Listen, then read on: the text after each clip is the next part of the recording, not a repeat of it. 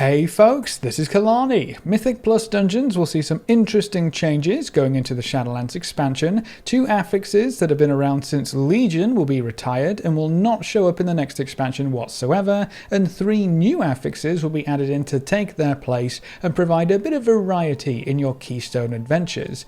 But let me just warn you right now, if you're a melee, you might be in for a bit of a bumpy ride. Some of these new affixes definitely are not friendly, so let's talk about how they all work and which affixes are being cut. But before we jump in, be sure to pop by our live stream sometime over at twitch.tv/KalaniTV. We stream every Tuesday, Wednesday, Friday and Saturday at 12 PM PST, and we always love chatting with you wonderful folks, so I hope to see you soon.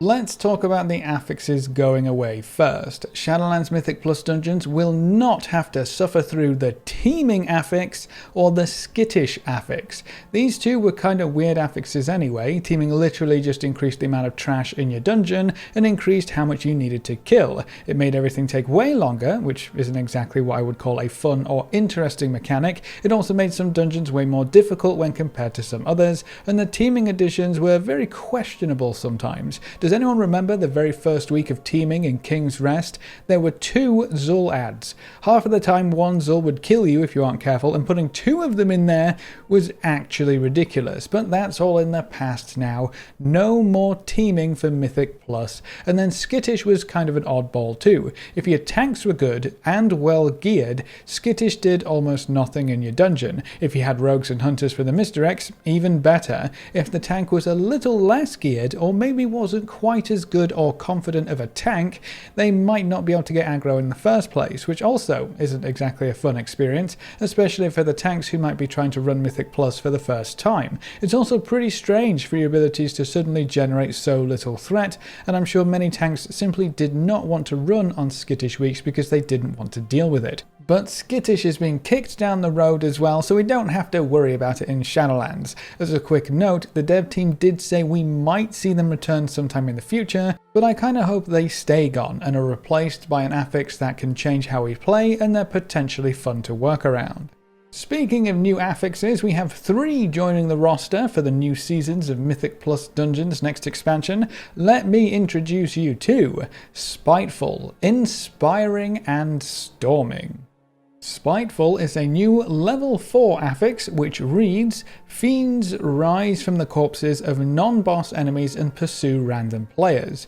My first thought on this one was Sunken Temple. You know those pesky mobs right before Jamalan the Prophet? The ones which spawn ghosts when they die and they chase your healer because they don't have an aggro table, and if they reach them they just kind of one-shot them because they're overtuned as heck?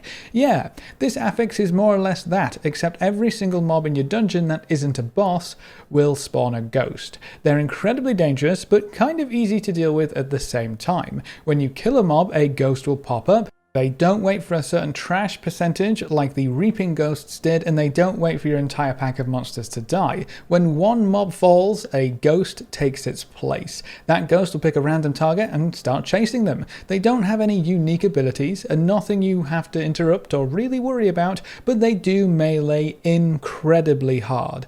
Like, if you get caught by a ghost, it's going to start chunking your health a couple swings and you'll probably be dead kind of hard. But you can slow them, you can root them, you can stun them. So if you're playing, say, a Frost Mage, your group is going to absolutely love you because you can give them an extra bit of time to react and some time to kite the ghosts so they don't get meleeed.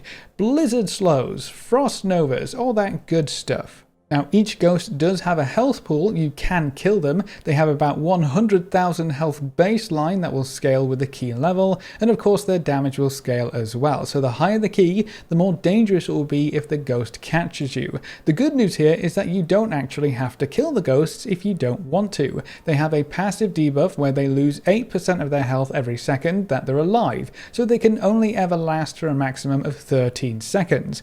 That means you can just root or freeze them in place and walk away, and even just pull the next trash pack if you really want to. Kiting these things is not only going to be a viable option, it's probably the best option, because stopping to DPS them can be a little bit of a waste of time.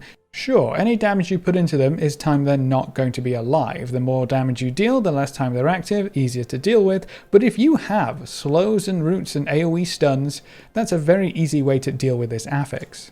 The bad news is that because they spawn where creatures die, that means they basically spawn on top of the melee characters in your group. Because they do so much damage with their simple melee attacks, your melee DPS can sometimes find themselves dead before they even realize a ghost is chasing them. You can be mindful of this, of course, and take a step back as a melee character when monsters are dying, so you can see if they are in fact chasing you, but if you have to move away from a pack of monsters, that means you're not DPSing, because you're a melee. Ranged will have a big advantage on this affix because they're already far enough away to give themselves some time to react, and even if they have to move even further away, or even kite for a little bit, chances are they can still pump out a bit of DPS at the same time.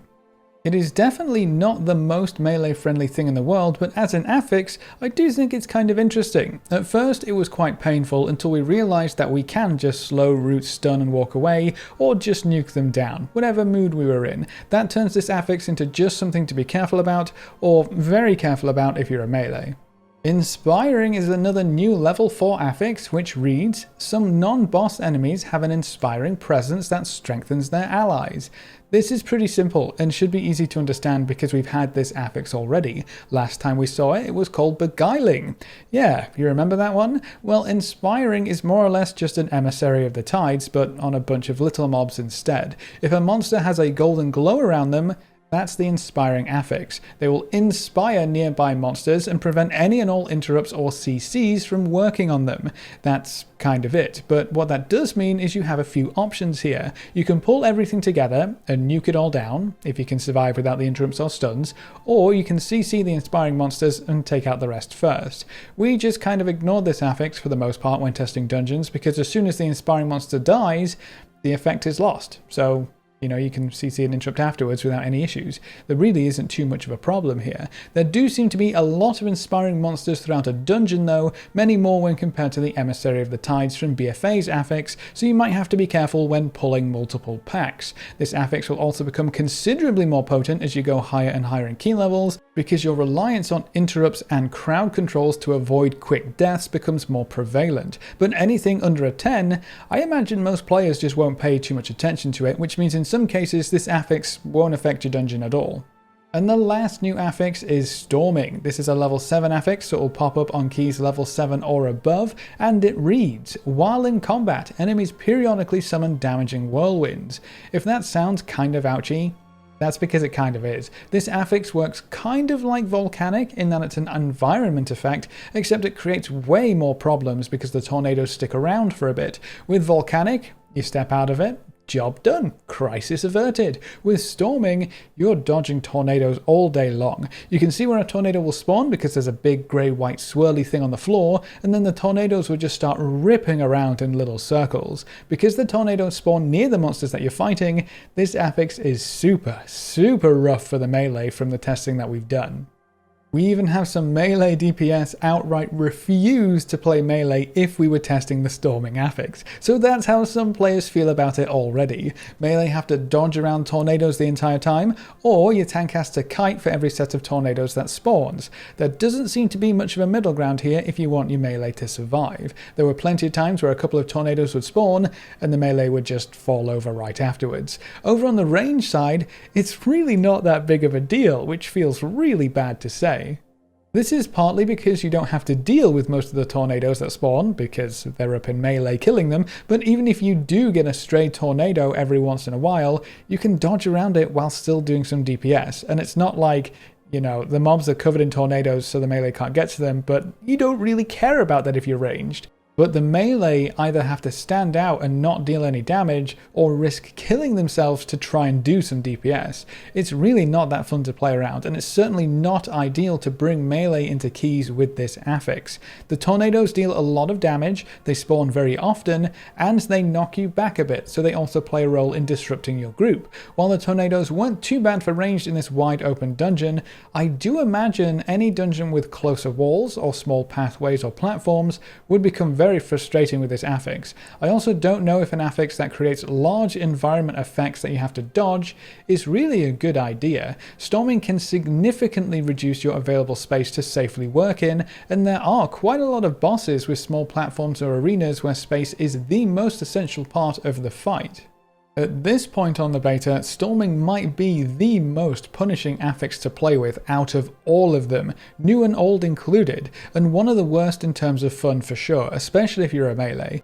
Personally, I think the damage could do with some toning down, the frequency of spawning should be adjusted and lowered, and the tornado should maybe spawn more outside of melee, just to give the poor chaps a chance to actually deal some damage once in a while. If this doesn't get changed in any way, I can see a lot of players calling the Storming week a dead week, even though when you get to bosses the affix doesn't do too much, unless you're on a small platform. So this is definitely another affix that makes trash considerably harder, but there's still time for the tuning to change. Hopefully Storming won't go live as it currently is, but yeah, tornadoes everywhere.